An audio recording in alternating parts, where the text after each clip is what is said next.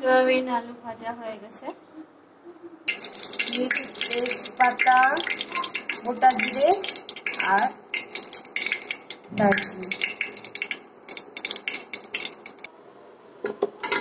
ডাল আর ডালিয়াটাকে ভেজে নিচ্ছি।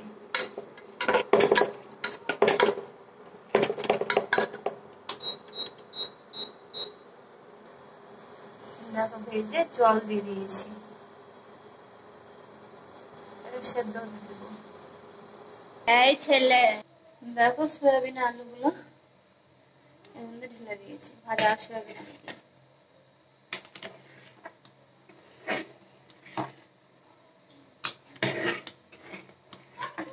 তোমরা লঙ্কার গুঁড়ো ইউজ করতে পারো, কারণ আমি তো লঙ্কার গুঁড়ো দিব না, খাবে।